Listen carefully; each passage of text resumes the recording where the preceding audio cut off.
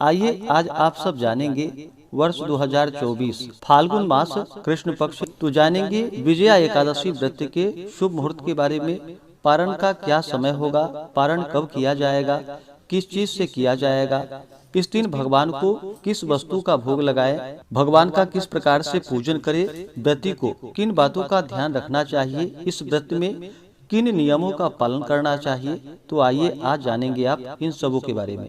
संपूर्ण जानकारियाँ की प्राप्ति के लिए वीडियो को अंत तक जरूर देखें। फाल्गुन मास कृष्ण पक्ष की एकादशी को इसे विजया एकादशी के नाम से जाना जाता है। प्रत्येक माह के कृष्ण पक्ष और शुक्ल पक्ष की एकादशी तिथि के दिन एकादशी का व्रत किया जाता है। हर एकादशी व्रत का अपना विशेष महत्व माना गया है। इसे एकादशी और 11 व्रत के नाम से जाना जाता है। फाल्गुन मास की विजया एकादशी का अपना विशेष महत्व माना गया है। जो भी भक्त सच्ची श्रद्धा के साथ, नियम और निष्ठा के साथ इस व्रत को धारण करते हैं और इस दिन लक्ष्मी नारायण की प्रतिमा को स्थापित करके उनका पूरे विधि विधान के साथ पूजन करते हैं, कथा श्रवण करते हैं, भगवान की आरती करते हैं, व्रत में नियमों का पालन करते हैं, तो इस व्रत के प्रभाव से यह व्रत जो कि अभिजीत कार्य में विजयदायक है, राज दरबार में बैरियों से तथा परीक्षा आदि में सफलता प्राप्त कर धन वैभव लक्ष्मी प्राप्ति हेतु यह व्रत अत्यंत उपयोगी है। इस व्रत को धारण करने वाले किसी काम में जो कि उन्हें विफलता का मुख नहीं देखना पड़ता है, यह सभी प्रकार से विजय को प्रदान करने वाली है। तो आइए पहले जानते हैं एकादशी व्रत के शुभ मुहूर्त के बारे में, इसके बाद फिर जानेंगे आप पूजन विधि महत्व के बारे में। इस बार एकादशी को लेकर के पंचांग में जो कि 2 दिन एकादशी का व्रत बतलाया गया है। सनातन पंचांग के अनुसार एकादशी तिथि प्रारंभ समय जो कि 6 मार्च 2024 दिन बुधवार सुबह 6:32 और एकादशी तिथि की जो समाप्ति है वह 7 मार्च 2024 दिन गुरुवार को सुबह 4:14 पे एकादशी तिथि की समाप्ति है। यह समय सनातन पंचांग के अनुसार है और वाराणसी ऋषिकेश पंचांग के अनुसार एकादशी तिथि प्रारंभ समय 5 मार्च 2024 दिन मंगलवार रात्रि 1:11 और एकादशी तिथि की समाप्ति 6 मार्च 2024 दिन बुधवार को रात्रि 11:39 पे है। सनातन पंचांग के अनुसार द्वादशी तिथि की समाप्ति 7 मार्च को रात्रि 1:21 पे है और वाराणसी ऋषिकेश पंचांग के अनुसार द्वादशी तिथि की समाप्ति जो कि 7 मार्च रात्रि 9:46 पे है।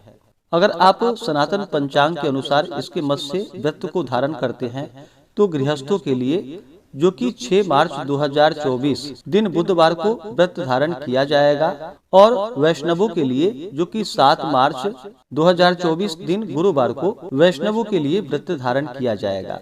वहीं पे आप वाराणसी ऋषिकेश पंचांग के अनुसार व्रत को धारण करते हैं तो वैष्णवों के लिए और गृहस्थों के लिए दोनों एक ही दिन व्रत पड़ रहा है, क्योंकि इसके समय के अनुसार द्वादशी युक्त यह एकादशी व्रत प्राप्त हो रहा है।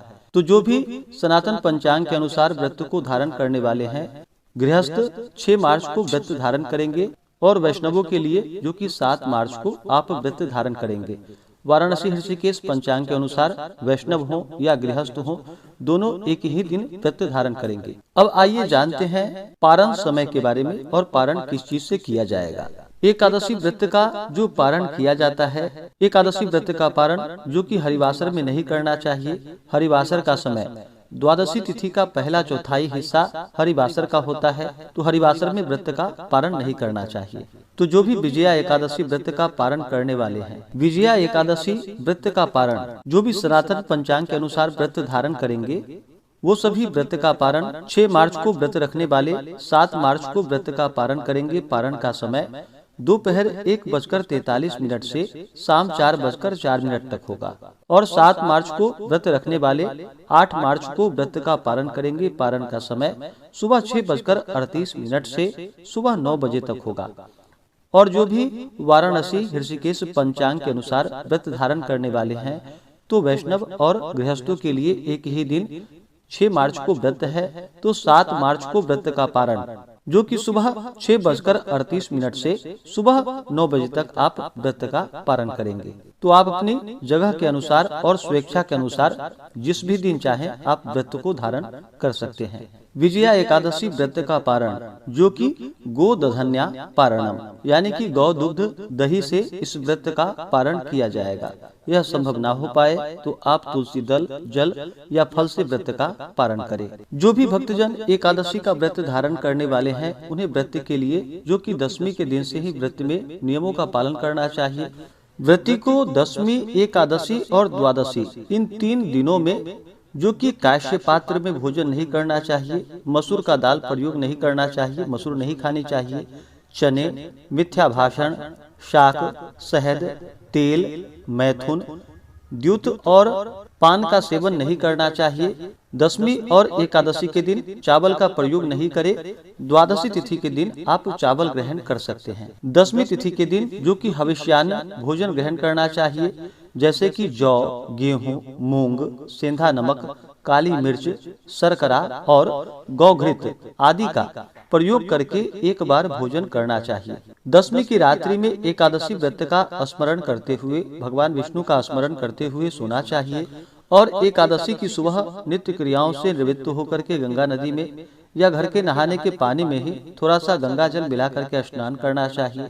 शुद्ध वस्त्र धारण करना चाहिए और व्रती को व्रत का संकल्प लेना चाहिए और फिर जितेंद्रिय होकर श्रद्धा, भक्ति और विधि सहित भगवान का पूजन करे।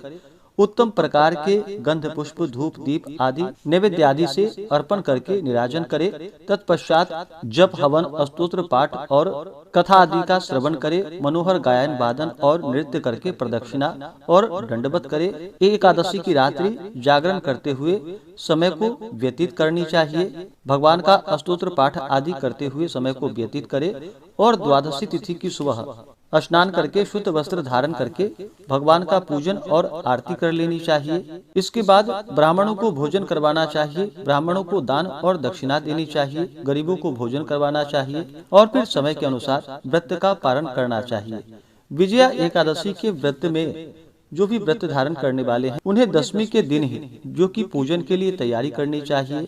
दशमी तिथि के दिन सोना, चांदी, तांबा अथवा मिट्टी का एक घड़ा ले कलश स्थापित करे, उसमें जल एवं आम के पल्लव छोड़ देवे और वेदिका बना करके वेदिका पर स्थापित करे। उसके आसपास कलश के नीचे जो कि सप्तधान्य रखे और ऊपर से जौ रख करके लक्ष्मी नारायण की प्रतिमा को स्थापित करे और एकादशी के दिन जो कि पूरे विधि विधान के साथ लक्ष्मी नारायण का पूजन करना चाहिए।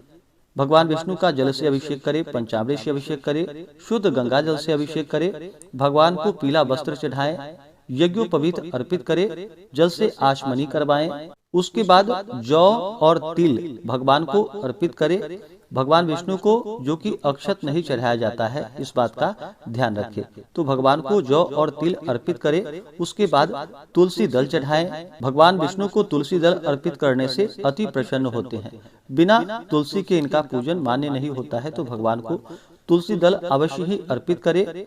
इसके बाद धूप और दीप दिखाएं, अनेक प्रकार का नैवेद्य अर्पित करें। विशेष करके भगवान को इस दिन जो कि पानी फल सिंघारे का भोग लगाना चाहिए। आप उसे प्रसाद के रूप में ग्रहण भी कर सकते हैं। इस दिन भगवान को दूध से बने हुए वस्तुओं का भोग लगाएं। ऋतु फल आदि जो भी मिले उसका भगवान को भोग लगाएं। नैवेद्य का भोग लगाते वक्त उसमें तुलसी दल डाल करके भगवान को भोग लगाना चाहिए। फिर जल से आचमनी करवाएं। मुख शुद्धि के लिए पान पत्र, सुपारी, लौंग, इलायची के साथ में भगवान को अर्पित करें। द्रव्य दक्षिणा चढ़ाएं। इसी प्रकार से माता लक्ष्मी का पूजन करें। माता लक्ष्मी का जल से अभिषेक करे, पंचामृत से अभिषेक करे, शुद्ध गंगा जल से अभिषेक करे। माता को लाल वस्त्र अर्पित करे। फिर अक्षत, चंदन, पुष्पों की माला अर्पित करे। स्त्रियां माता को श्रृंगार की वस्तुएं अर्पित करे, सिंदूर चढ़ाएं और फिर धूप और दीप दिखाएं। नैवेद्य आदि का अनेक प्रकार का नैवेद्य माता को अर्पित करे। जल से आचमनी करवाएं। मुख शुद्धि के लिए पान पत्र, सुपारी, लौंग, इलायची के साथ में अर्पित करे। द्रव्य दक्षिणा चढ़ाएं। इस प्रकार से भगवान का पूजन करके फिर कथा श्रवण करनी चाहिए। स्तोत्र आदि का पाठ या श्रवण करना चाहिए। इसके बाद भगवान की आरती और निराजन करनी चाहिए। जब भी किसी प्रकार का आप पूजन संपन्न करते हैं तो सबसे पहले भगवान गणेश जी से अवश्य ही प्रार्थना करनी चाहिए अपने कार्यों की सिद्धि के लिए, क्योंकि भगवान गणेश प्रथम पूजनीय हैं। किसी भी प्रकार के शुभ कार्यों में या मांगलिक कार्यों में भगवान गणेश जी का पूजन किया जाता है, तो सबसे पहले भगवान गणेश जी का स्मरण करके उनसे प्रार्थना करें कि यह व्रत मेरा निर्विघ्न पूरा हो। उसके बाद फिर आप पूजन को शुरू कर सकते हैं। व्रत के दौरान कुछ बातों का ध्यान रखना चाहिए। इस दौरान व्रती को किसी के ऊपर क्रोध नहीं करनी चाहिए, अपने मन में किसी के प्रति ईर्ष्या या द्वेष का भाव नहीं लाना चाहिए, ब्रह्मचर्य का पालन करना चाहिए। व्रत के दौरान जो कि भूमि पे शयन करनी चाहिए, कंबल बिछा करके भूमि पे शयन करे। इस दौरान किसी का अपमान बिल्कुल भी ना करे, अपने से बड़ों का सदा ही आदर और सम्मान करे, महिलाओं का सम्मान करे। जहाँ पर भी महिलाओं का अपमान होता है वहाँ से माता स्थिर लक्ष्मी रुष्ट होकर चली जाती हैं, तो इनका बिल्कुल भी अपमान ना करे और पूर्ण श्रद्धा भक्ति भाव के साथ भगवान का पूजन करनी चाहिए। इस प्रकार व्रत को धारण करने से जो कि वाजपेयी यज्ञ का पुण्य फल प्राप्त होता है तथा सभी प्रकार के पापों का नाश होता है। जब व्यक्ति के पाप और ताप नष्ट होते हैं तभी उनके पुण्यों का उदय हो पाता है। उसके बाद सांसारिक सुखों की प्राप्ति होती है।